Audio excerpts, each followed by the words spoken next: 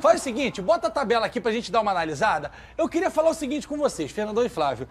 Tinha muito tricolor, na verdade tinha muito vascaíno, zoando muito o Fluminense, mas zoando muito. Ah, falou! Principalmente antes da Copa do Brasil, né? Só que o Fluminense foi a 36, com um jogo a mais. O Vasco hoje tem 37. Tudo bem que tem um jogo a menos. Caso o Vasco perca esse jogo, já vira um confronto direto Fluminense e Vasco também para a reta final. A minha pergunta para os senhores é, deu para descansar? Ainda corre risco? Pelo ambiente, por tudo, vocês acham que agora o Fluminense escapa de vez? Que ainda tem um risco, tem. Isso é fato. São só 4 pontos. A gente ainda vai ter mais 8 jogos. São 24 pontos em disputa. Ou seja, 4 pontos é uma distância que não se torna tão grande assim. Mas já são 2 rodadas. Se a gente for parar para observar, quando o Mano Menezes chegou, o Fluminense era lanterna. Então, 4 pontos, né? 4, 6, alguma coisa assim. 6 pontos, eu acho. É um negócio desse. E hoje a gente vê o Fluminense com 36 pontos. Eu acho que o anímico, o mental, o psicológico, a confiança, ela está sendo retomada cada vez mais. A vitória no Clássico contra o Flamengo, ela foi fundamental para que isso voltasse com uma maior intensidade. E, já vê, o Vasco joga amanhã contra o Cuiabá nesse jogo atrasado, né? É o jogo atrasado da 19ª rodada. Lá? Não, aqui, em São Januário. O Vasco ganhando, o Vasco vai a 40, o Fluminense continua com 36.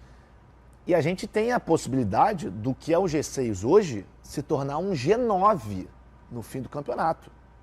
De liberta G9. direta. Não, liberta não. Direta não. Mas para Libertadores. Para Libertadores.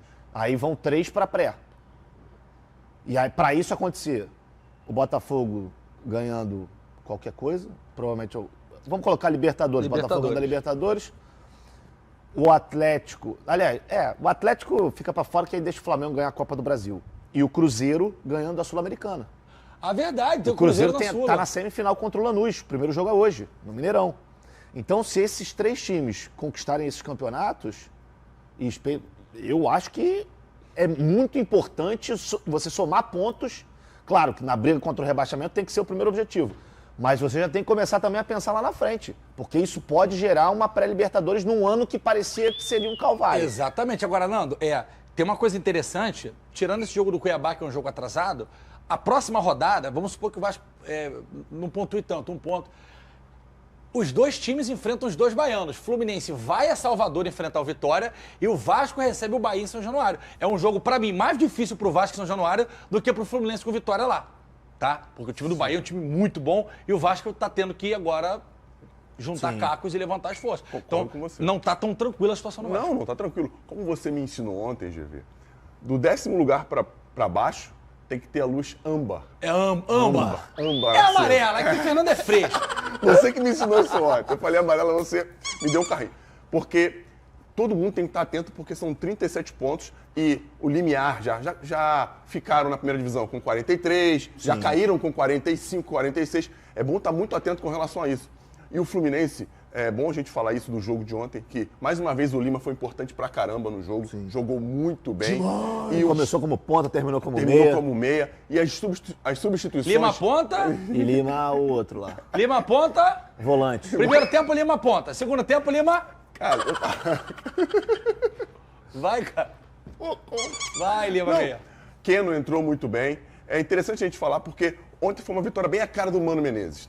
Um time que não é muito criativo, foi um jogo muito físico, mas o Fluminense não se entregou até o fim, lutou até o fim do jogo. E interessante, né? O gol saiu em um cruzamento do Diogo Barbosa pro Samuel Xavier. Os 2 laterais dentro da área. Isso também desmistifica um pouquinho, porque os 2 laterais dentro da área e um time que falam que o treinador é retranqueiro.